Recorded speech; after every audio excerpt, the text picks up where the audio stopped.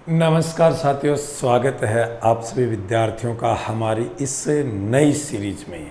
जी हाँ दोस्तों, हम बात करने वाले हैं राजस्थान जिला दर्शन।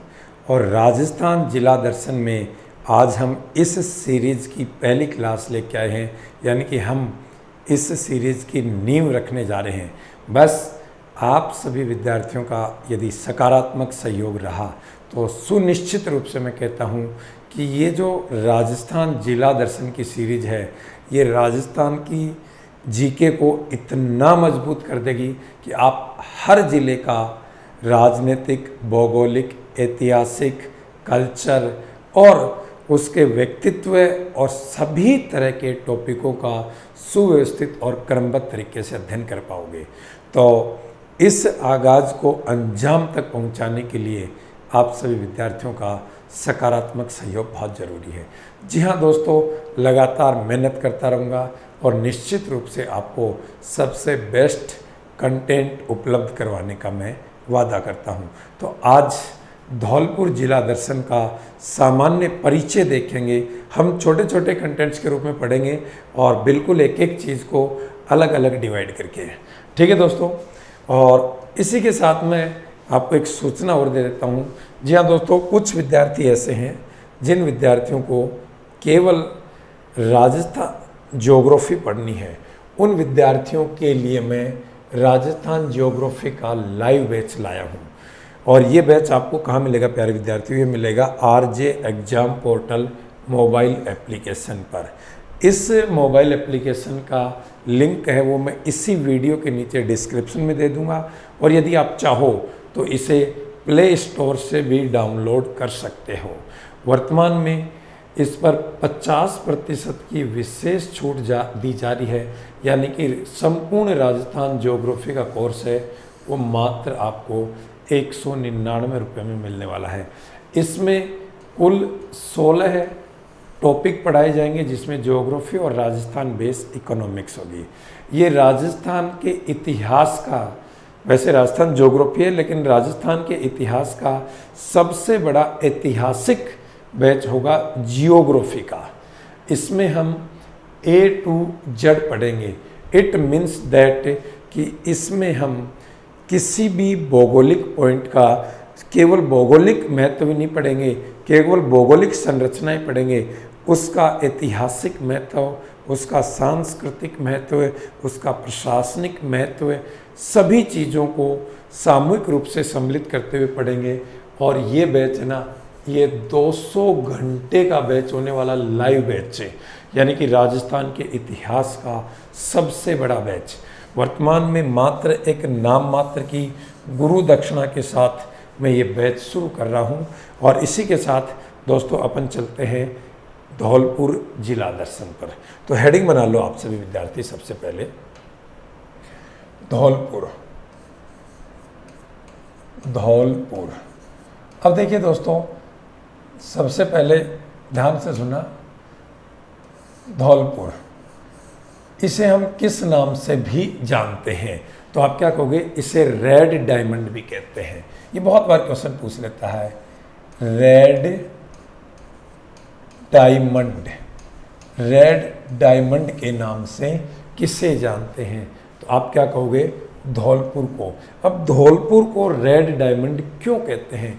क्योंकि दोस्तों धौलपुर में जो लाल बलुआ पत्थर निकलता है, लाल बलुआ पत्थर निकलता है, इसी लाल बलुआ पत्थर के कारण इसे कहते हैं रेड डायमंड।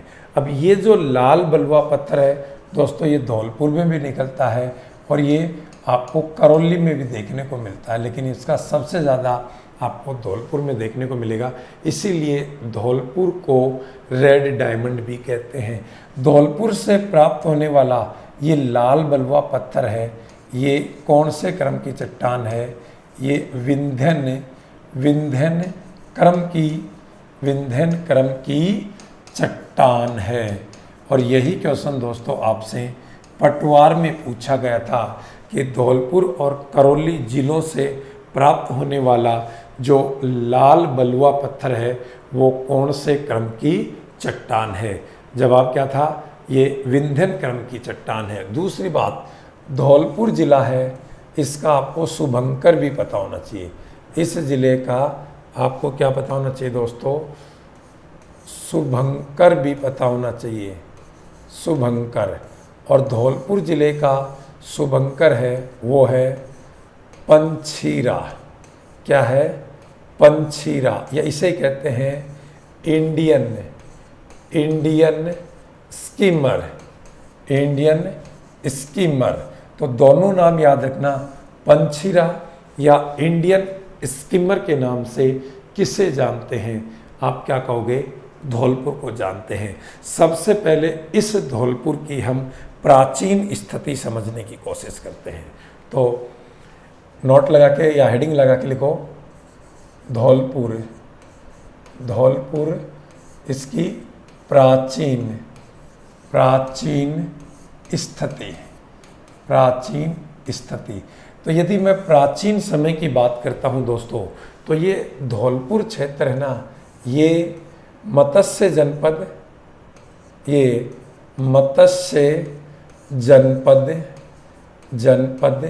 और सोरसेन क्षेत्र के अंतर्गत आता था। तो यहाँ से क्वेश्चन पूछ लेता है कि निम्न में से कौन सा जिला या कौन सा जिले का क्षेत्र प्राचीन समय में सोरसेन क्षेत्र के नाम से जाना जाता था। तो वैसे सोरसेन क्षेत्र में वर्तमान समय के दोस्तों कितने जिले आते हैं? 3 जिले। कौन कौन से? भरतपुर, एक धौलपुर और एक करौली। ये 3 जिले हैं। ये प्राचीन समय में इन्हें सोरसेन क्षेत्र के नाम से जानते थे।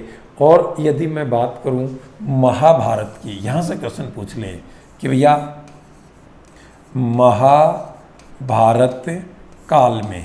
महाभारत काल में सोरसेन क्षेत्र पर किस राजा की विजय का वर्णन मिलता है?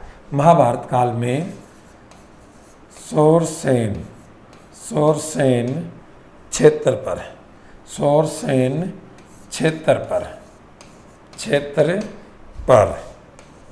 किस राजा की विजय का वर्णन मिलता है? एक बार अपने दिमाग में सोचो, बताओ भैया, यदि इस तरीके से क्वेश्चन आ जाए कि भैया महाभारत काल में सोरसेन क्षेत्र पर किस राजा की विजय का वर्णन मिलता है, तो आप क्या कहोगे? सहदेव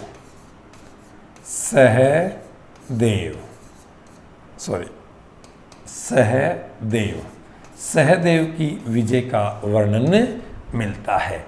इतनी सी बात ये आपको याद रखनी है। बोलो हाँ या ना। चलो अब देखो, सुनो, आपसे पूछे कि धौलपुर शहर किसने बसाया और लगभग ये कौन सी सदी का बसा हुआ शहर है? धौलपुर शहर या धौलपुर के बारे में अपन बात करें तो यह नगर लगभग 700 ईस्वी में बसाया गया था। तो धौलपुर शहर या धौलपुर नगर है, ये कौन सी ईस्वी में बसा गया था? तो क्या कहोगे? 700 ईस्वी में। और 700 ईस्वी के आसपास से इस नगर को तोमर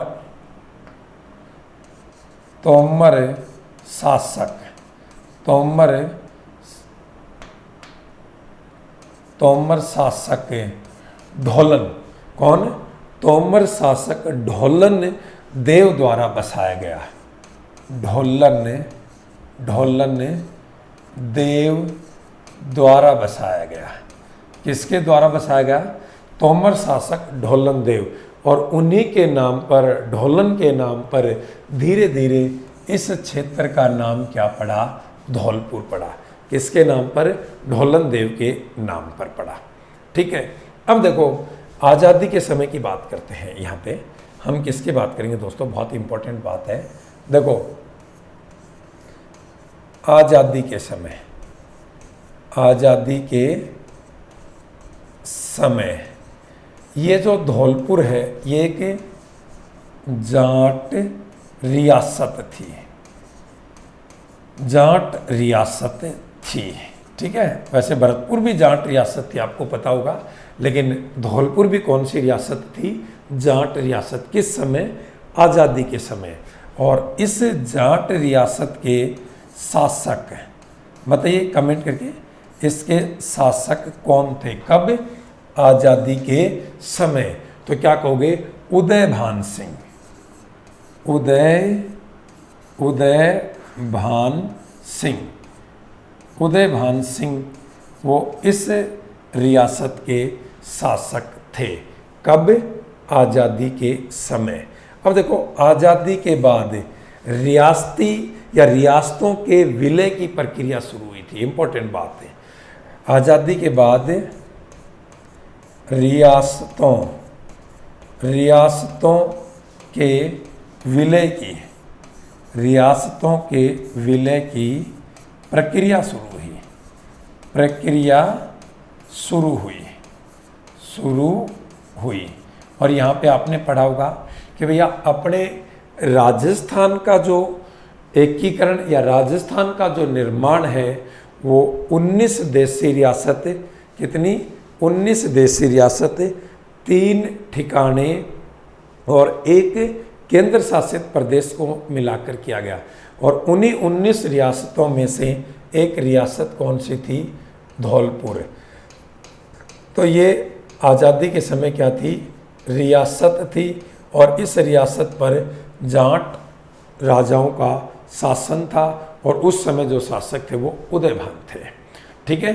और ये जो देशी रियासत एकीकरण समिति थी जो रियासतों के विलय का कार्य कर रही थी, उस देशी रियासत एकीकरण समिति के अध्यक्ष कौन थे और सचिव कौन थे। तो ये भी एक इंपॉर्टेंट बात है भैया, ध्यान रखना। कौन सी, देशी रियासत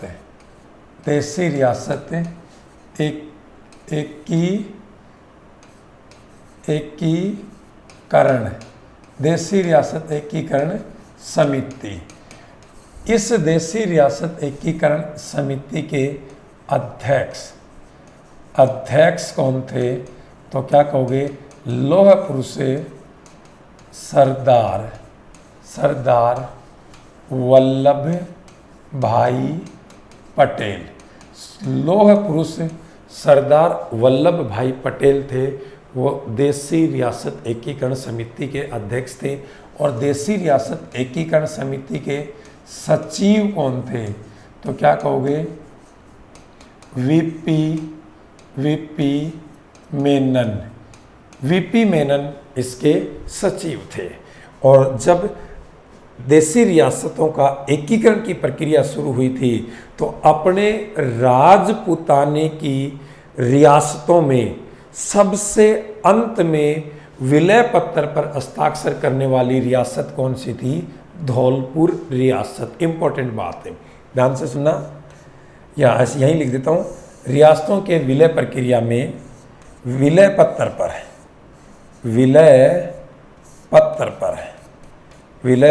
पर हस्ताक्षर करने वाली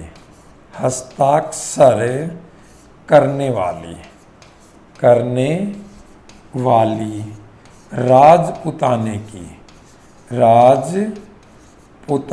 की अंतिम रियासत, इंपॉर्टेंट बात है भैया, अंतिम रियासत कौन थी, धौलपुर रियासत थी। और ये पूछे कि विलय पत्र पर हस्ताक्षर करने वाला राजपुताने का अंतिम शासक कौन था, तो क्या कहोगे, उदयभान सिंह। और उदयभान सिंह ये कहाँ के शासक थे, धौलपुर रियासत के। और विलय पत्र पर उदयभान सिंह ने कब हस्ताक्षर किए थे, क्या कहोगे, 14 अगस्त 1947 को। इम्पोर्टेंट क्वेश्चन है भैया कि विलय पत्र पर या देशी रियासतों के विलय पत्र पर हस्ताक्षर करने वाली राजपुताने की अंतिम रियासत धौलपुर रियासत थी और शासक उदयभान थे। और इसने कब हस्ताक्षर किए थे? 14 अगस्त 1947 को। लेकिन यहीं पर एक और खूबसूरत सी बात मैं आपको बता सकता हूँ। जस्ट इसके विपरीत बात कर ले कि राजपुताने की विलय पत्र पर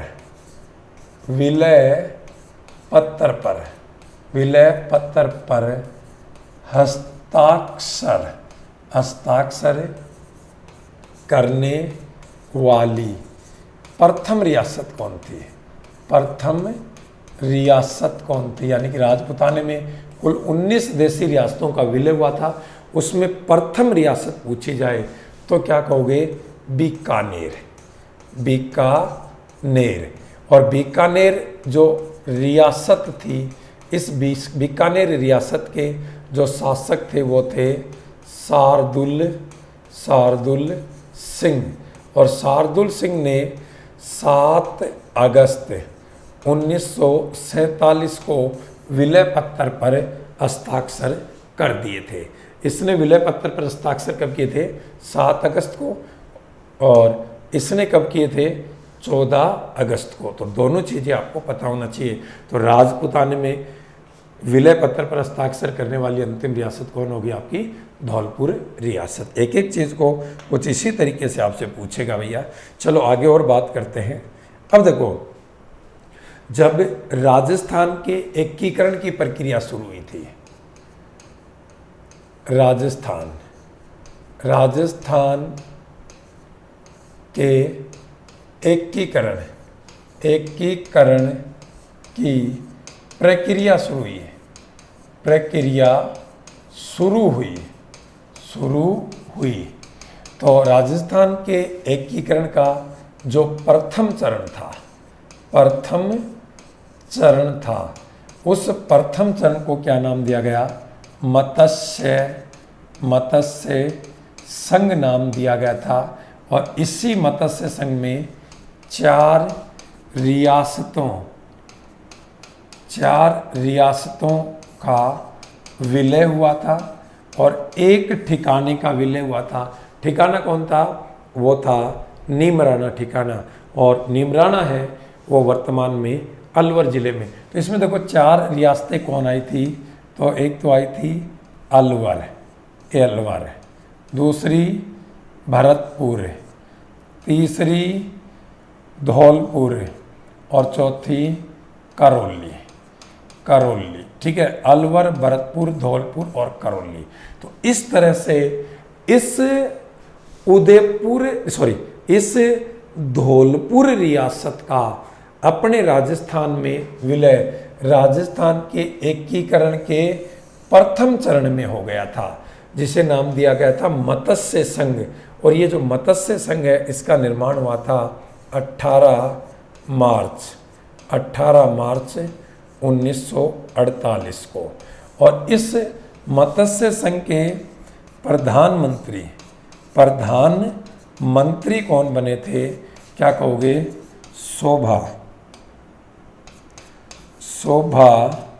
शोभाराम कुमावत ये इसके प्रधानमंत्री बने थे। लेकिन इसी मत्स्य संघ के राज प्रमुख कौन बने थे? तो क्या कहोगे? धौलपुर के शासक उदयभान सिंह। धौलपुर के शासक उदयभान सिंह को इस मत्स्य संघ का राज प्रमुख बनाया गया था। इतनी सी बात। तो इस तरीके से इस धौलपुर रियासत का विलय राजस्थान में हो गया था। अब देखो, राजस्थान में विलय होने के बाद फिर राजस्थान के जिलों का निर्माण किया गया था। ठीक है, तो जब राजस्थान को राज्य का दर्जा दिया गया था, कब? 26 जनवरी 1950 को। उस समय अपने राजस्थान में 25 जिले थे। कितने जिले थे? 25 जिले। और उस समय यानी कि मूल राजस्थान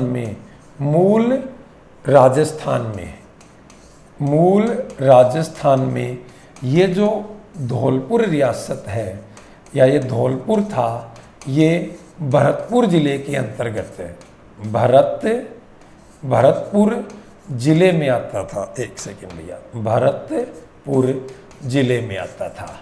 कौन से जिले में आता था? भरतपुर। तो ध्यान रखना, यदि आपसे पूछ ले कि 26 जनवरी 1950 को अपना जो राजपूताना है, एक सेकेंड क्यों गड़बड़ कर रहा भाई? तो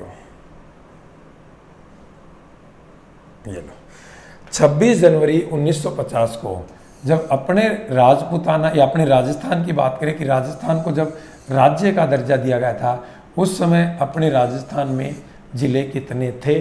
25 जिले। उस समय ये धौलपुर है, ये कौन से जिले में आता था? भरतपुर जिले में।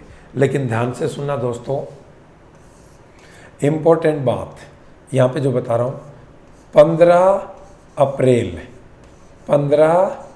अप्रैल 1982 को 15 अप्रैल 1982 को संख्या में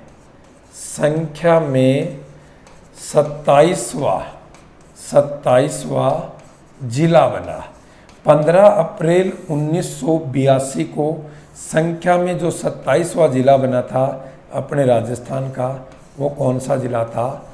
धौलपुर जिला। कौन सा जिला? धौलपुर जिला। और इसी धौलपुर जिले का हम जिला संपूर्ण दर्शन करने वाले हैं दोस्तों। तो वास्तव में जिस धौलपुर के बारे में आप पढ़ने वाले हैं, ये धौलपुर एक जिले के रूप में हमारे सामने कब अस्तित्व में आया था? 15 अप्रैल 1982 को। धौलपुर जिला है, ये निर्माण के आधार पर राजस्थान का 27वां जिला है। और ये 27वां जिला किसके शासन काल में बना? किसके शासन काल में बना था? तो क्या कहोगे? श्री शिवचरण माथुर के शासन काल में बना। किसके शासन काल में बना था? श्री शिवचरण माथुर के शासन काल में। अब देखो, हम देखते हैं धौलपुर जिले की राजस्थान में वर्तमान स्थिति। हेडिंग बनाओ, धौलपुर जिले की वर्तमान राजस्थान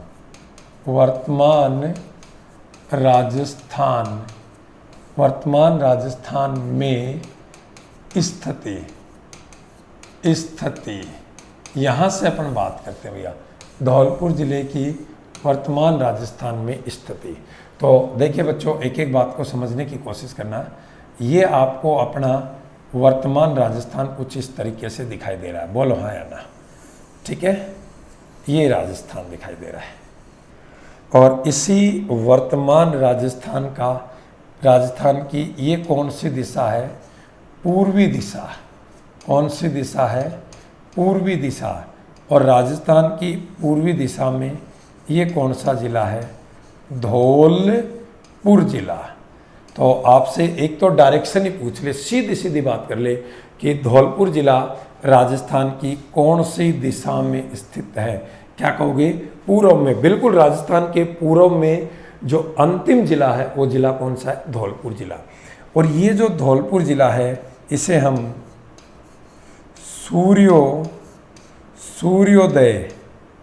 सूर्योदय का जिला भी कह सकते हैं।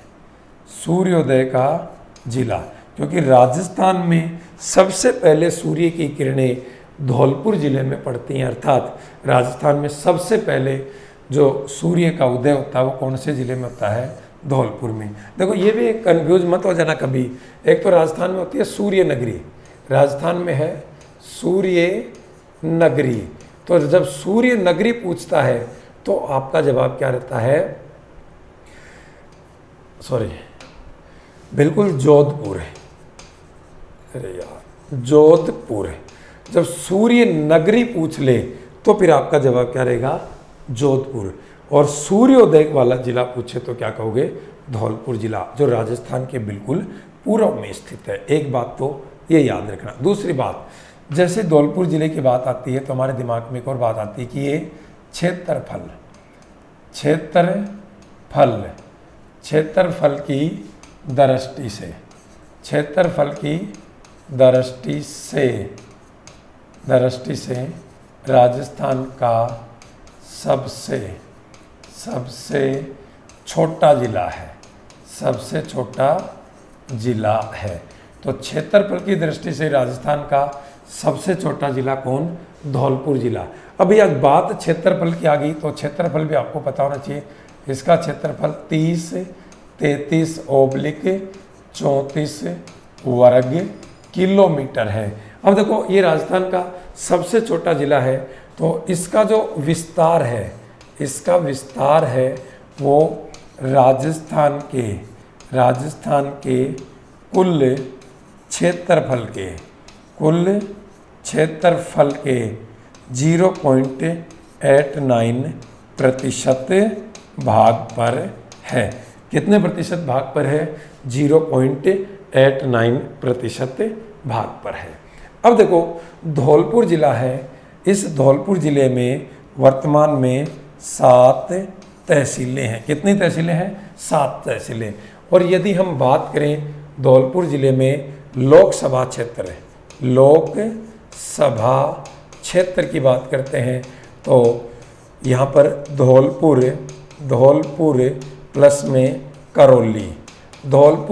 में करौली, इन दोनों जिलों का एक ही लोकसभा क्षेत्र है। यहाँ से एक ही सांसद चुना जाता है। लेकिन धौलपुर जिले में यदि मैं बात करूं विधानसभा क्षेत्रों की बात करूं तो इसमें कुल विधानसभा क्षेत्र कितने हैं? 4 विधानसभा क्षेत्र हैं। और धौलपुर जिले का एक और नाम है कोठी। तो कोठी नाम से कौन से जिले को जानते हैं? तो क्या कहोगे आप? धौलपुर जिले को जानते हैं। तो आज मैंने केवल धौलपुर जिले का एक छोटा सा बेसिक सा इंट्रोडक्शन दिया है। इसके बाद जब कल की क्लास होगी तो उसमें सबसे पहले धौलपुर जिले का ऐतिहासिक महत्व पढ़ेंगे, फिर धौलपुर जिले का सांस्कृतिक महत्व पढ़ेंगे, फिर धौलपुर जिले का भौगोलिक, या हो सकता है पहले भौगोलिक पढ़ लें। हाँ, ये बेटर रहेगा। सबसे पहले भौगोलिक देख लेंगे, भौगोलिक के बाद फिर ऐतिहासिक और सांस्कृतिक महत्व के बारे में अपन अध्ययन करेंगे। तो इन चीज़ों को लेकर मैं आपसे कल फिर आऊँगा। प्रतिदिन मैं आपको ये क्लासेज उपलब्ध करवाऊँगा। और ध्यान रखना दोस्तों, मैंने फिर बताया है कि राजस्थान के इतिहास का सबसे बड़ा ज्योग्राफिकल बैच है वो RJ exam portal mobile application पर शुरू हो गया है। सुनिश्चित रूप से आप वहाँ भी जुड़े। धन्यवाद दोस्तों, सभी को नमस्कार। जय हिंद, जय भारत।